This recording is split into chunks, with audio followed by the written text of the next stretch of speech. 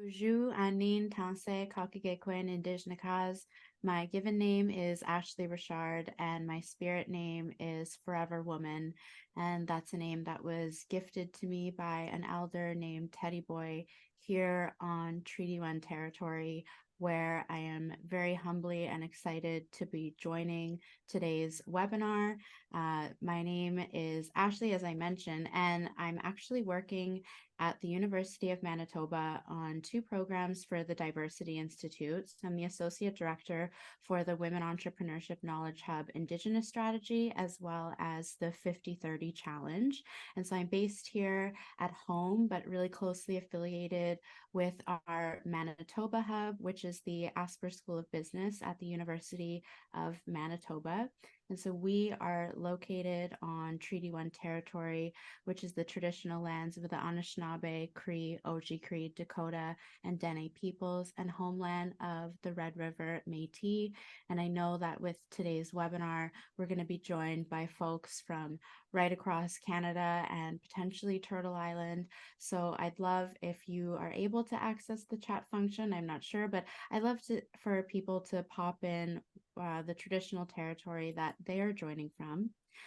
But without further ado, I'd like to introduce our very esteemed speakers that we're going to be hearing from over the next hour. So we're joined today by Dr. Bob KCS, who's the Professor of Indigenous Business and Public Administrations at the First Nations University of Canada, as well as Michael Moholitz, who's the Assistant Professor of Entrepreneurship and Strategy and the Indigenous Advisor at the Office of the Dean in Ted Rogers School of Management. So Bob, I'd like you to take a few moments to introduce yourself today in your own words. Thank you, Ashley. Jimmy Gwetch. I'm from Fishing Lake First Nation, 2 hours north of Regina. I'm Saulteaux Anishinaabe. So I was born and raised in Fishing Lake. I spent my first formative years there, and then I'm a prof in the business school at the First Nations University. And my route here started with I spent a lot of time working in various different jobs, and I went to university, decided that I got sick of working in various jobs. I went back to school. And I stayed in school right till I finished a PhD. And throughout that period, I actually spent a lot of time looking at our communities, and in particular in my master's program, I looked at how our communities were taking advantage of land claims to pursue economic development. And then in my PhD, I did the same thing. I looked at how our communities are taking advantage of entrepreneurship and trying to reshape their environments that they live and exist in. So lots of opinions about, and I spend lots of time right now in the practice side of the world. I've been an entrepreneur myself, and I've been the chair of a development corporation for my own community since 2015. Thank you. And thank you for joining us today. And Michael, I'll pass it over to you. Yeah, so my name is Michael Moholitz. I didn't know you were from a Saulteaux community. My dad actually grew up on a Saulteaux reserve out in Saskatchewan called Sagamay. But yeah, so my family's from out there, but I grew up my whole life in big cities. My name is Michael Moholitz. My spirit name is Wasanabin, which is Ojibwe. It means one who looks far. And that was gifted to me by my elder Maxine when I was in prison, actually. So I'm coming to you from Toronto, and I am now a faculty member in the Entrepreneurship and Strategy Department at the Ted Rogers School of Management.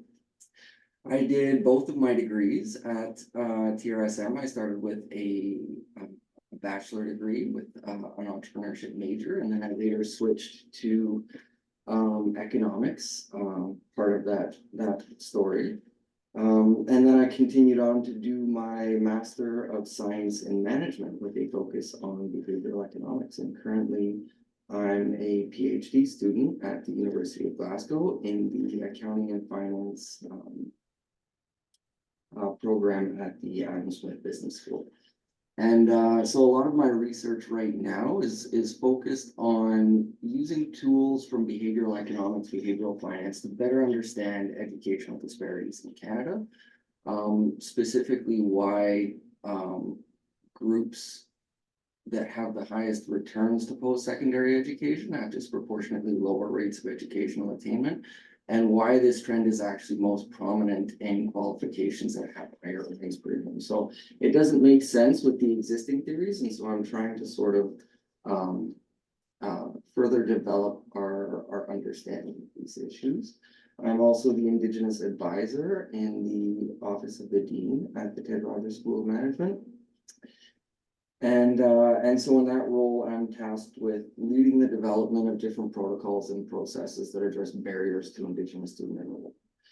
And it's this role that partly got me really interested in, or drew me to learn more about Indigenous entrepreneurship and to start getting more involved, because I do recognize the potential that Indigenous entrepreneurship offers as a path to economic independence and self-governance.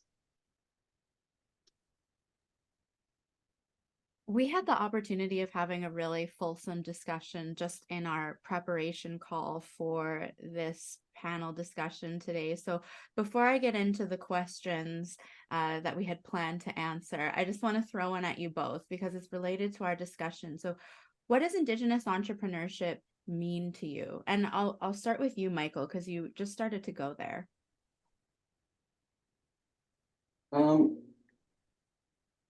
So I think there's already a body of work that is being developed that is not specific to North America or Canada, and it's global, right? And it focuses on these threads that are woven throughout that bind us as a people. And I think that it's a way to it's a way for us to achieve like I said, economic independence, self-governance. I think it's also a way to achieve cultural revitalization. I think it's a way to develop mutual understanding between Indigenous and non-Indigenous. So I think it has a really strong role to play in reconciliation, specifically here in Canada. But this is not something new, you know, and I want to stress that you know, Indigenous peoples across North America have been entrepreneurial since time immemorial, and I think it's these teachings and this way of being that is embedded within many Indigenous entrepreneurs today. Yeah, and the spirit of resilience and perseverance and honoring those teachings. Thank you. And Bob, what about yourself? What does Indigenous entrepreneurship mean to you? You know, I think that it's a, you know, I appreciate Michael's comments and I support those. I think that, you know, Indigenous entrepreneurship is something that's, that is necessary, and it's actually part of a larger process. You know, our communities, there is a disruption that occurred. You know, as Michael stated, our people have been entrepreneurs, you know, since time immemorial. That's what we did, right? We are very entrepreneurial. There was an interruption that occurred because of colonization that stopped the evolution of our economies. We actually we couldn't. It was illegal to do many things. So what you see today, what you see is this emergence of our participation in the economy, the pursuit of entrepreneurship, the pursuit of new ventures, and trying to create some of our own wealth. You know, and it's actually just it's what should have occurred way back in the day. right? So, and basically what you see today is just an expression of how we are. It's part of our culture, that trading, that visiting, that sharing, that's always been part of our culture. So what you see today is just it's a reemergence, a rebirth of it's a rebuilding of our nation. So that's that's the way I view it. It's actually trying to create the Indigenous people's place in society that should have been in the first place. Mhm. So both of you have touched upon, the entrepreneurial spirit being a part of who we are since before we even came up with the word entrepreneurship or Indigenous entrepreneur. So what are some of the ways in which Indigenous entrepreneurs are balancing traditional knowledge and cultural practices within modern business strategies? And Bob, I'll keep it with you for a second. I'm going to start with a couple different examples, right? So, and a larger one, Muskogee Resources Limited, they had a pursuit of trying to create a potash mine out here in Saskatchewan. It has not yet been come to fruition, but when they started, I was actually involved in a little bit of the steps that they took to get to the testing. So when they were doing the testing, they had lots of ceremony. So every place that they did a core sample, they had a ceremony, right? They placed tobacco, and it was really, really important. And the elders, it was such an interesting way to actually engage in a very disruptive to the land process.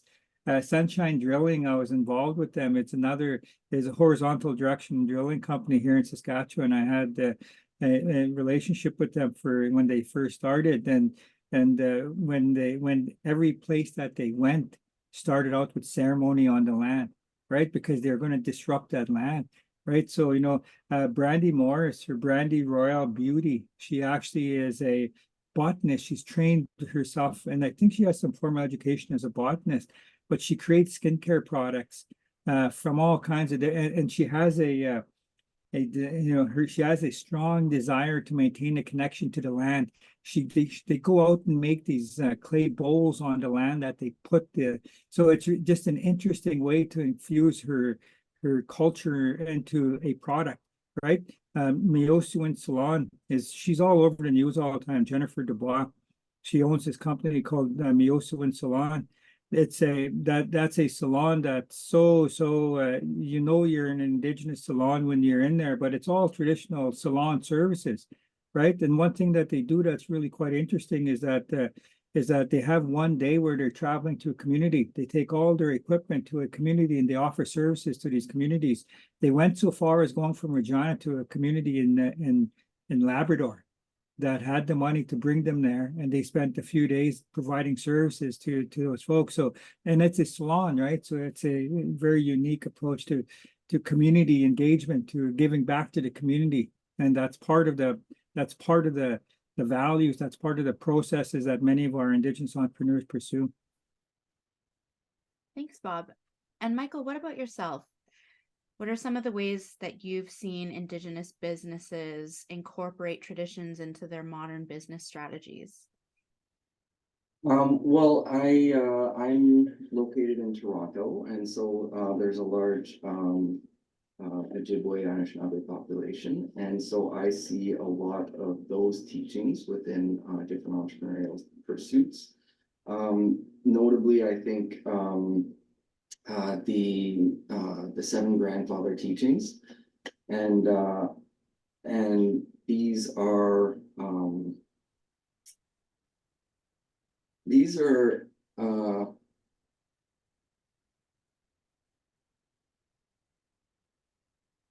these have been developed over many thousands of years, and so when you talk about like Indigenous knowledges and learned wisdom that has been cultivated over many thousands of years on this land, these teachings are some of those, and they are embedded in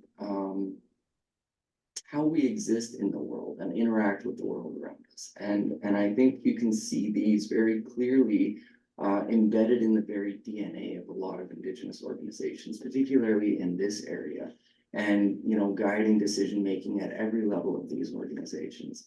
One notable example is Kama.ai, from Brian Ritchie, and how he was able to sort of integrate these teachings into his business as not just core values for the business itself, but even in the products that they develop are very culturally grounded in these teachings. I think also the Haudenosaunee principle of the seventh generation principle, I think is deeply embedded within a lot of the businesses in this area. And it's important, I think, to mention that, you know, there are a lot of Indigenous peoples, and there are a lot of, like, there's incredible diversity amongst Indigenous peoples across Canada, even just in Ontario. And so, but what I see, you know, being in Toronto, is a lot of these teachings that are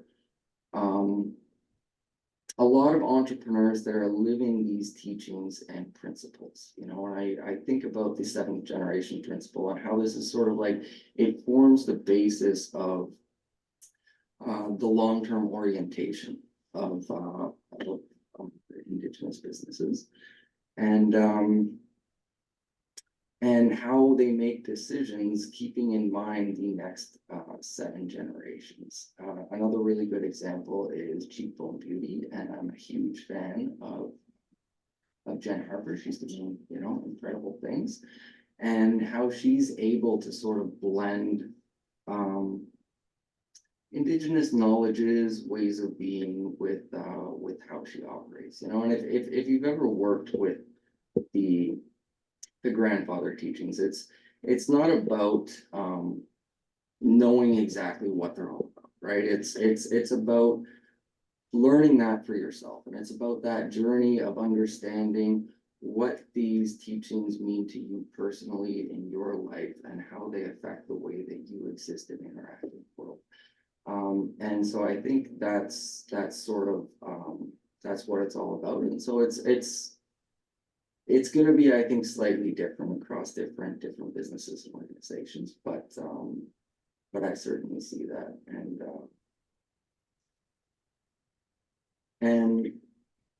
So I also worked on a project recently with Indigenous Works, and we were looking at barriers to post-secondary education for Indigenous students, and understanding Indigenous engagement and research-based career paths. And one of the things that we asked is, what is Indigenous innovation? And I know we're talking about Indigenous entrepreneurship, but I think Indigenous innovation is closely related. And not surprisingly, but maybe interestingly to some, more often than not, it wasn't, you know, about developing the next Google. It was about finding modern applications for traditional knowledges and ways of being. And I think there's something really powerful about that, because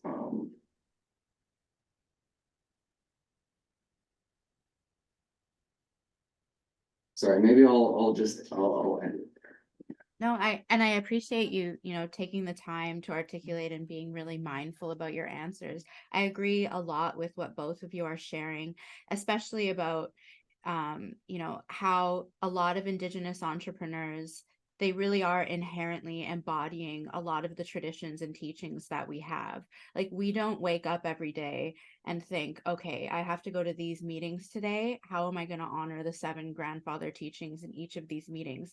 These are teachings that have been given to us throughout our life by our families and our elders. So it just inherently comes through in the way that we act and conduct ourselves. It's not necessarily something that we make a concerted effort to think about before each engagement. So I would agree.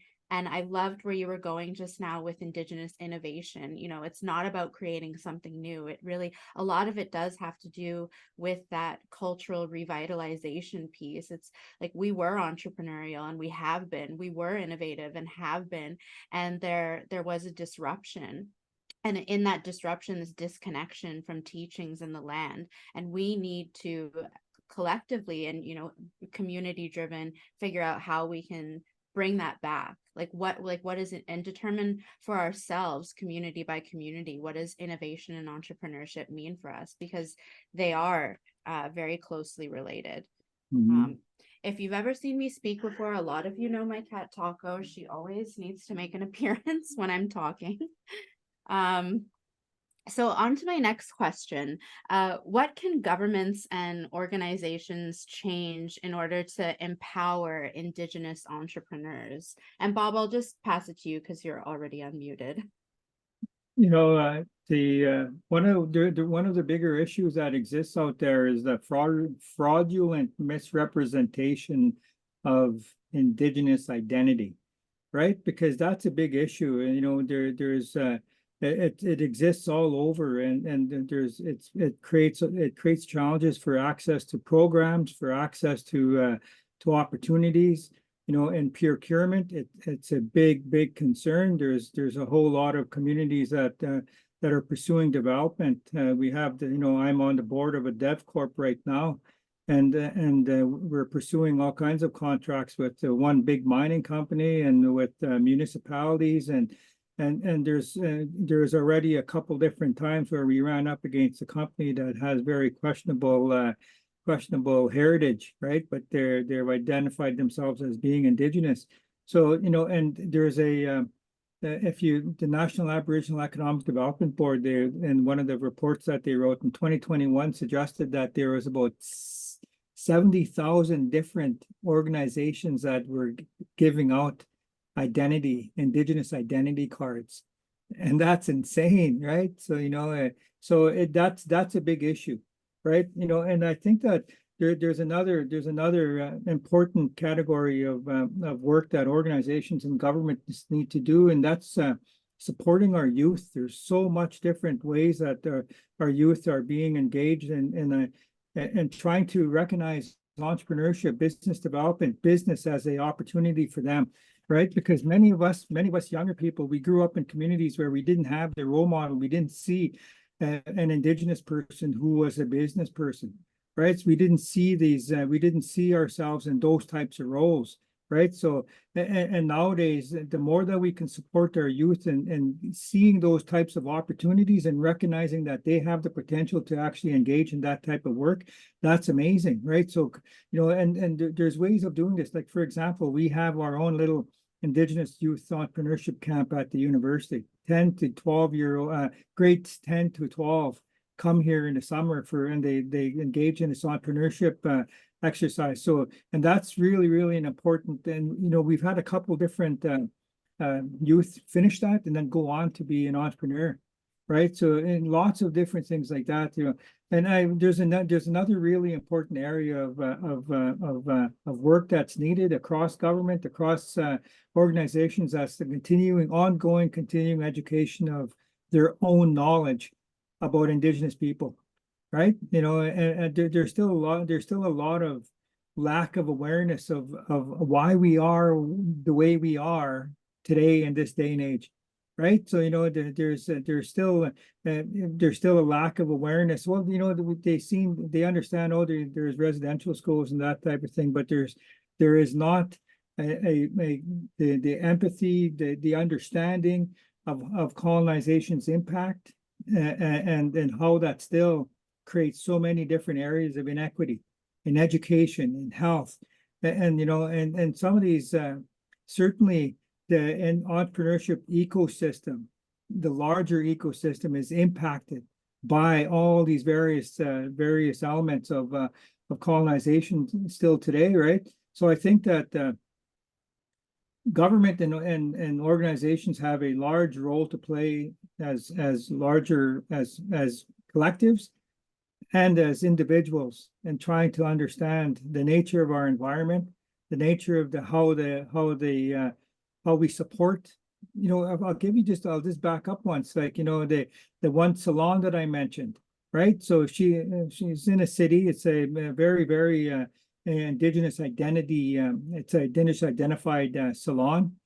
There is so few Indigenous clientele, right? They just don't go there.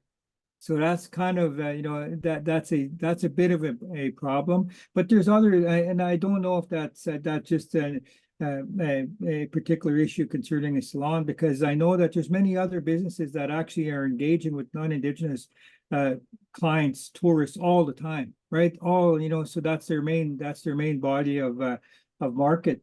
So I think that I'm not going to speak about all the other ways that, you know, trying to create opportunity, access to financing, all these. There's all kinds of reports out there that create those suggestions on how we can support that ecosystem.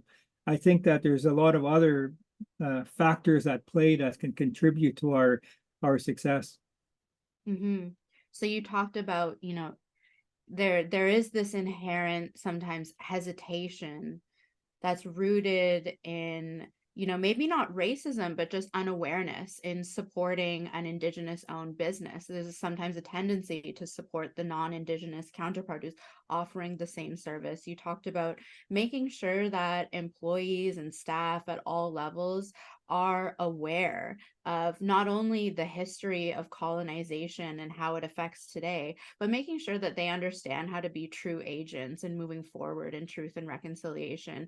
And then you talked about authenticity, about how Indigenous communities need to, you know, like we need to figure this issue out around identity, because it is becoming, you know, very serious. So we need to ask people where they're from, who their family is. And if somebody says, oh, it's complicated, it's not. I'm ready to listen to whatever your background is. And I just want to make one more point about that. You know, when you spoke about you wake up in the morning and you don't start thinking, well, I'm going to be Indigenous today, right? So you wake up in the morning with these values, and your pursuits every day include you know, what we've learned, our teachings, our language. That's just who we are, right? So and it actually that's one of the reasons why I'm so troubled with this whole identity issue, because you know, it's assuming, you're trying to assume these really inherent deep cultural and systems that shouldn't be. Yeah, anyway, I don't know how to articulate that better, but it's just wrong, right? And it creates so many challenges for an education and certainly in entrepreneurship. Mm-hmm. If anyone's interested, the book Indigenous Rights by Chelsea Vowell, Chapter 4, has a really good, just her thoughts on this issue around identity. Michael, what about you? So you're in a role where, you know, you're an Indigenous advisor in, you know, a non-Indigenous faculty, and you wear many other hats. What are some of the things that you've seen that organizations and governments can change? So Indigenous faculty. Sorry, you work as an Indigenous advisor in a faculty that's traditionally, you know, non-Indigenous. Yes, Mm-hmm. exactly. Yeah. Mm-hmm. So it's challenging, I think, because so I started this role back in 2019, and all I really knew was that, you know, we didn't have a whole lot of Indigenous students, and I wasn't that in touch with the faculty itself, because I completed most of my education remotely. And so I started looking through the records, and we developed a recruitment and retention strategy that we've been moving forward for the last 4 years or so. And so I do know quite a bit about that space, and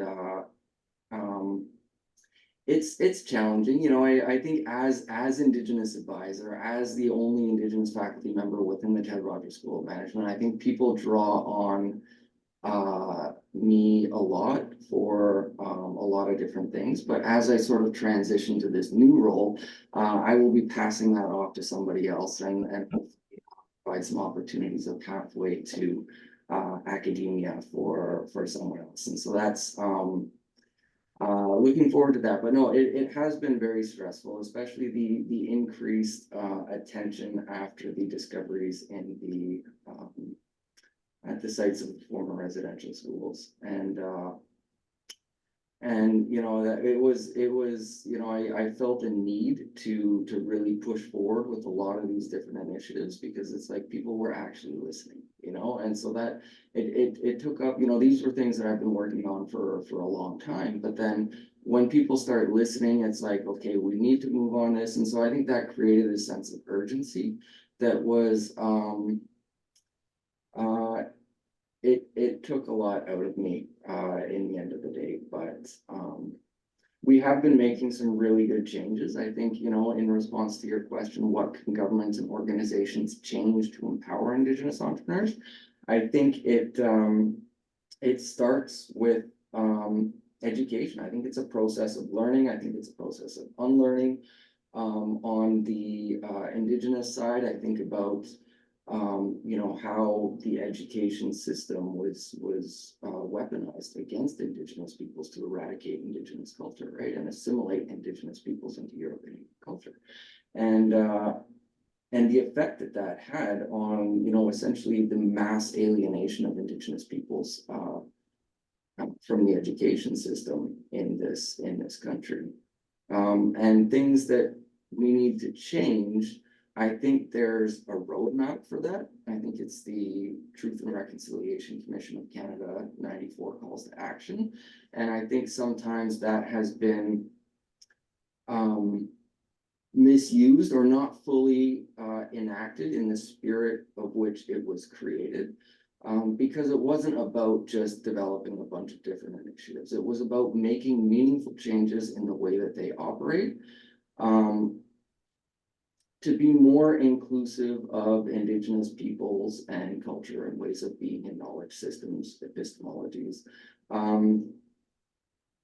And, you know, too often, it's unfortunate, but too often universities will focus more on the access factors, providing access to university education, as opposed to looking at a lot of the reasons that why Indigenous students choose not to pursue post-secondary education. So these more preference factors, because those are the more complex supply side factors that I think take a more sustained effort, you know, and need to be can't easily be addressed from within the colonial system, like access factors. If it's a funding issue, you can create a scholarship program, for example. So I think making meaningful changes in the way that they operate, not just focusing on implementing initiatives, but really taking a hard look at the organization and what is it that organization is doing that is unwelcoming or undesirable for Indigenous peoples to engage with. Mm-hmm. And I liked how you were very intentional about the wording on the strategy you created, a recruitment and retention strategy, because it's not about just opening the door and, you know, getting the students in. It's about really making sure that once they're there, they want to stay there and that they have a good experience. And so both of you, you know, you teach Indigenous business and entrepreneurship and strategy within these institutions. So clearly Indigenous business and entrepreneurship is of significant importance in your life, I'm sure. So how do you see Indigenous-owned businesses contributing to both the social and economic development of their communities? And Bob, I'll pass it to you. You know, I'll give you I like using real life examples, and you know, Danny. I don't know if that's the way you say her name. Danis Goulet, right? So she's from northern Saskatchewan. Her dad was a Keith Goulet. I know him well. He was a politician here in Saskatchewan for many years. He's a Cree, and his daughter is the director of that movie Night Raiders, right? So it was a collaboration between New Zealand and you know, and the impact that had on me and on people that I went to the movie with was so profound. It was like, here's an Indigenous entrepreneur being involved in this cinematic production. And you know, and there wasn't you know, unfortunately, every time we went to that movie, because I went to it twice, I was waving at people I knew in there, right? They're brown. You don't see, I seen a lot of our people in that movie, but that entrepreneurs really, you know, when these Indigenous owned businesses, and how they impact socially, I know is that they provide opportunity for us to actually view ourselves in places where we have not been right? We've been excluded from so many areas of business, so many areas of the arts. So you see our people, and it creates a real sense of pride in saying, hey, I can do that. And it's really important for our kids, right? I keep going back to our kids. That's one way, that's a significant way that and many of them don't even know that they're doing that. I think, oh yeah, maybe they do, but at a certain level, it's, I've seen I've seen the impact on my own students and how they like to be able to, another good example is Jacob Pratt out here, and he's from Gordon's First Nation. He's actually living in LA, and he's got contracts making shorts for Disney, right? So he's like, and it's just an incredible opportunity, and he's a really incredible role model. So those types of they create pride, right? So and how else do they contribute? One of the ways that I've seen myself personally and directly and professionally is, as our nations pursue rebuilding, we actually need to get involved in creating our own money, right? Creating own source revenues to help support our development. But as we do this, we actually have to lift up and support our own Indigenous, our young people, our entrepreneurs in our communities. So, and so I'm on the board of a Dev Corp. We just gave one of our young people some money. He spent 15 years in the restaurant industry. Now he's got his own little restaurant that that we help support the creation of, right? So that's one way that our nations across the country, they're doing this right across the country, in small ways like that, but in a large, significant ways like Membertou, right? So Membertou and those Nova Scotia First Nations now own half of Clearwater Foods. They're one of the biggest seafood companies in North America, right? You imagine the trickle down that's going to occur because of their participation, because of their ownership of that opportunity. You can go up opposite side of the country and you look at what everybody knows about Osoyoos, right? So Osoyoos Indian Band in southern BC, they've created such an awareness of their culture through their businesses. You see it everywhere, right? You see it everywhere, and they spend a lot of money on culture, language revitalization. They spend a lot of money on youth supports. So the opportunity for us to actually engage in these entrepreneurial pursuits are benefiting us, right, from our young people onto our old people in so many ways: language, culture, opportunities, this pride, a lot of mentorship. And there's one thing that's happening today that wasn't around when I was a young person, and it's actually seeing role models. It's seeing people who I spoke about this already, be our young people able to see themselves, hopefully, in positions of prominence, in jobs and being, presidents of universities, being presidents of companies and CEOs and directors of movies, right? It's incredible. Mm-hmm. Mm-hmm. Amazing. Thank you for all of these amazing examples that everyone can, take some time to support the business or read about later. Michael, what about yourself? How do Indigenous-owned businesses contribute to both the social and economic development of their communities?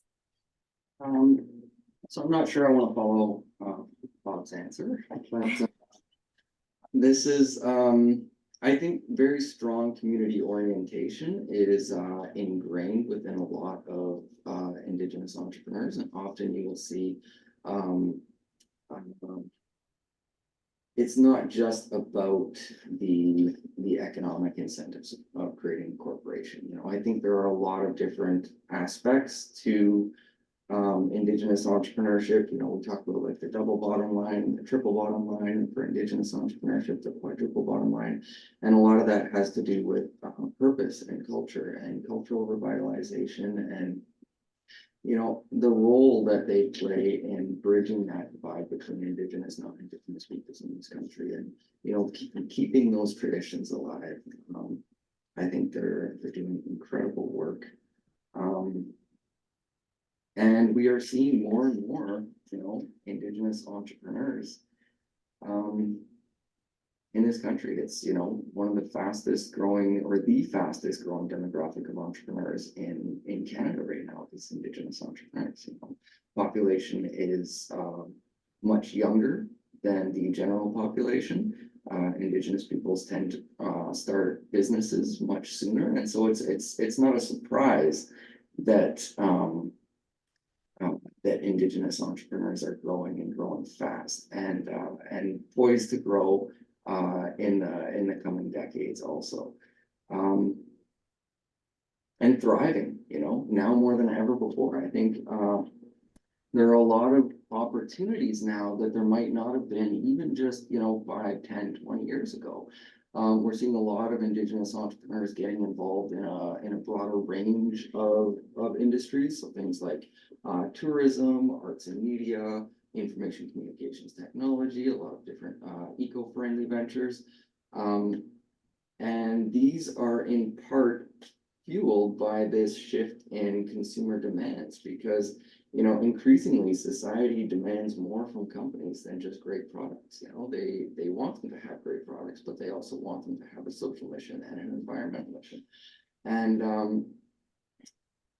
you know, I think increasingly customers are prioritizing things like sustainability, and especially if you look at the younger millennials, Gen Z, less influenced by traditional advertising and demanding authenticity and transparency. And I think that Indigenous entrepreneurs are innately positioned to capture this demand. And we're seeing a lot more businesses. We had the SOAR accelerator come out recently, and which is an Indigenous-owned, Indigenous-led accelerator. We're seeing venture capital funds that are focused on Indigenous entrepreneurs who recognize the value of Indigenous approaches to business and new venture creation. And so I think we're going to keep seeing a rise in that, and I think they're going to play a strong part in creating that future that should have been. Mm-hmm. And yeah, you gave the example earlier of Cheekbone Beauty and Jen and all the work that she's doing. So it's, you know, the perfect example of someone who is an Indigenous entrepreneur ready to meet the demands of what entrepreneurship means today. And actually, Michael, I'm going to keep it with you because you gave the example of SOAR. So before I ask my last question, I just would like to invite anyone, if they have any questions, we do have a Q&A portion. Please put them into the Q&A function, and I'll get to the questions very shortly. But Michael, what are some other examples of community-driven initiatives that have enabled Indigenous entrepreneurial pursuits? Apart from the funding programs, which are really important, you know, access to capital is among, you know, the main barriers for Indigenous entrepreneurship in this country. There are I think there tends to be a growing support for entrepreneurial pursuits in some communities, you know, but there is a greater accountability, I think, felt by a lot of Indigenous entrepreneurs. That accountability, not just to, you know, a broader range of stakeholders than more mainstream ventures, and I think that you know, we're seeing a lot of Indigenous economic development corporations, and that have sort of been developed by and for Indigenous communities to pursue commercial opportunities. And I think they also have a role to play in entrepreneurship, and have been playing a role, I think, in entrepreneurship in taking on more of an incubator role. I think you know, as these corporations evolve and shift into different industries, or you know, rebalance their portfolio of companies, I think they will often sell these businesses to entrepreneurs within the community who can then take them over and run them. And so I think there's a real opportunity there to promote entrepreneurship through these community-owned economic development corporations. Thank you. And Bob, what about yourself? What are some of the community-driven initiatives that you've seen? I think that, I may have mentioned some of them already, and that is where our communities, as they pursue their own development, they're actually providing opportunities to support entrepreneurs, within their own communities by providing seed capital and providing mentorship and support, business support services, that type of thing. So those programs are important. Another one is, and I don't know if this is characterized as community driven, but here in Saskatchewan we have SEAF, which is one of the NACA's entities, the capital corporations, and SEAF has provided all kinds of opportunity for supporting entrepreneurs with access to capital, for example, right? It's a little bit of a higher cost, but it's capital nonetheless, right? So, and lots of support services. So, I think that there's a lot of work that's occurring that helps support our communities. And most of the entrepreneurs, a lot of the community initiatives, like I said, are communities that are trying to pursue their own development, and they create opportunities to contract somebody who is going, there's an example here in Pipewat First Nation. The guy, he wanted to start a little painting company. So the Pipewat First Nation was able to get access to a contract at K+S Mine. So this young guy who actually was trying to tool around painting in his own community actually had a contract started a company and actually created a painting company, right? So that was with the support of his nation. I think that occurs a lot, right? So those types of opportunities are being accessed more and more, I would say. Thank you to both of you for your thoughtful answers to the questions. I'm going to move into the Q&A portion. So our first question, Michael, is for you specifically. Could you talk about the Indigenous Center for Innovation and Entrepreneurship in Toronto? Yeah, I see that. Thank you. I think Michelle could probably say a lot more about that, but I was involved early on in the planning. There were several design thinking sessions across Toronto that was led by Jonathan Redbird and Pontiac Group. And that's where I first met Michelle. And so this is the Indigenous Center for Innovation and Entrepreneurship, and it's located right at, I believe, Church and Dundas. And it is an accelerator, I think Indigenous-led, city-owned accelerator, if I'm not mistaken.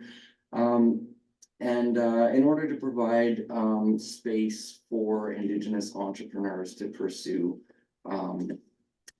new ventures, and they provide a range of different supports. And we've been in discussions a little bit with them in terms of providing programming and what that might look like, and how we can involve zone learning in that really great initiative. And I know it was held up with COVID, but I'm hoping it's going to be open, or maybe it's already open and accepting applicants.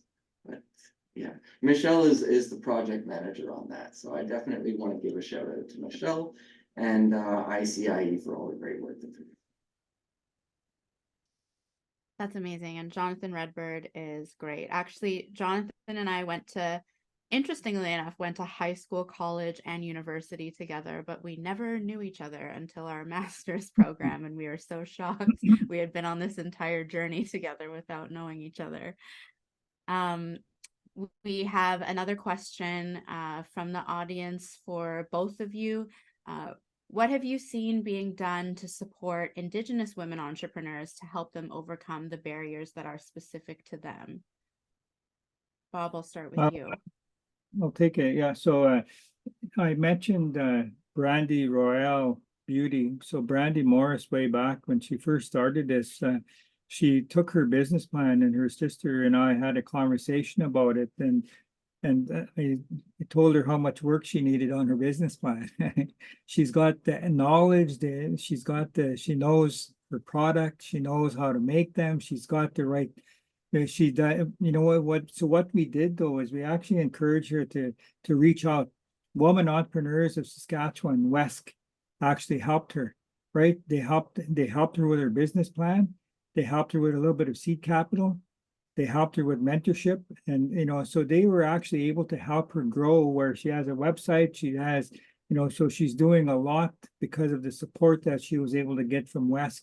But and she went to broader, she tried to create a broader network than just WESC, but WESC was one of the support services directly focused on women here in Saskatchewan. Mm-hmm. Yeah, very familiar with WESC and the amazing work that they're doing. Michael, what about you? What have you seen specifically for Indigenous women entrepreneurs? I think I don't know about specific programs, but I do know generally, we talked about funding and access to capital being a major barrier for a lot of Indigenous entrepreneurs. And the rise of these VC funds that are sort of targeting, not targeting, but working with focused on Indigenous businesses. And I think this is particularly important for women entrepreneurs. And in finance, we have this, they call it the similarity effect, where VCs, investors tend to invest in people who are like them. And so, people with similar experiences, similar backgrounds, like them in terms of how they think, and so this can be a real problem for Indigenous entrepreneurs and women entrepreneurs in the VC world, which is very white male dominated, right? And so there's a disconnect there. And so I think the need for more funding, specifically targeting or made available to women entrepreneurs, I think would be great. And I know that Raven Capital Partners, I know, has been doing some great work there and working with Cheap Home Beauty also. And I'm not sure it's so much what is being done for Indigenous women entrepreneurs as it is what is being done by Indigenous women entrepreneurs. These are I think one of the differentiating factors between Indigenous and non-Indigenous businesses is the role of women in leading communities and organizations. And so I see a lot of work being done for women Indigenous entrepreneurs as powerhouses in entrepreneurship. Mm-hmm. For sure. I think some of the things that I know are coming up in the next year or so. So Corliss, formerly SheEO, so they support women entrepreneurs globally. And in the past, they have provided free of charge activator memberships to be part of the Corliss network to Indigenous women entrepreneurs. And I know they're having a large global summit upcoming this May in Vancouver, BC. Grand Challenges Canada is home to the Indigenous Innovation Initiative, and their Indigenous Advisory Council is the majority Indigenous women led, and the chair is an Indigenous woman. So they provide funding to Indigenous innovators through their funding stream. And like we said, this is Indigenous Innovation Initiative. It's innovative initiatives that they're funding, but it is closely related to entrepreneurship. Futurepreneur also has an Indigenous business development program, and that is led by an Indigenous woman. I think she was here earlier, Holly. She's amazing, super great. The Canadian Council for Aboriginal Business currently has micro grants available for Indigenous women entrepreneurs. I can't remember the exact amount, but it's on their website. And the CCAB is also having their 40th anniversary forum in Toronto. There's a concert. There's lots of fun stuff going on. At the Women Entrepreneurship Knowledge Hub, we'll be partnering with the National Aboriginal Capital Corporations Association on an upcoming gathering to support Indigenous women entrepreneurs that have been, supported through their IWE program, and bringing together those Indigenous financial institutions. And we're also partnering with Caroline Hilton at Indigenomics on the next Indigenomics She, which is going to be this September. And while Indigenomics She is, the one that's focused on Indigenous women entrepreneurs and Indigenous women in business, Indigenomics does host, other events throughout the year that are really great opportunities for both actually Indigenous and non-Indigenous folks to attend. So there's one coming up in June, and that will be live in Saskatoon. And then they're also doing they do a Bay Street event every year, and then there's going to be a global Indigenomics that's going to be 24 hours, and it's going to feature speakers from around the world. So that's really exciting. I'd be happy to connect with anyone who's interested in hearing more about these, but we're down to the last couple of minutes. So Bob and Michael, do you have any closing thoughts about anything that we've discussed today?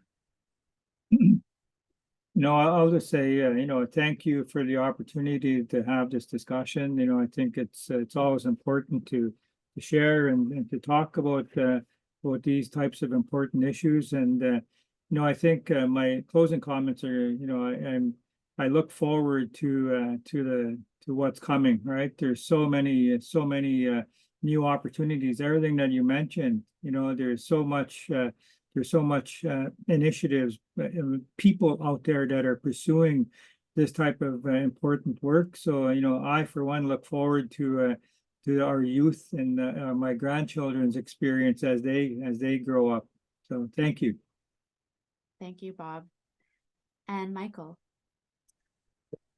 I would just like to thank you for inviting me to be a part of this today.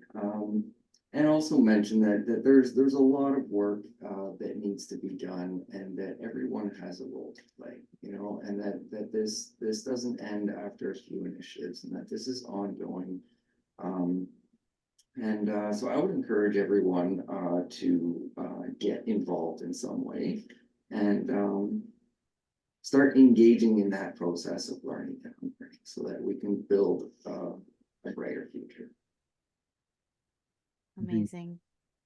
Well, thank you so much to both of you, Bob and Michael, for, this is a really great way to start my day. And thanks to everyone who attended. I know for some of you, this was probably your lunch hour. So it means a lot that you took some time out of your day to share this space with us. I know I just listed off a laundry list of initiatives, so I'm going to put together a list that hopefully we can send out to all of the attendees, so you can look more into the initiatives that were talked about today. So miigwech, and enjoy the rest of your days, everyone.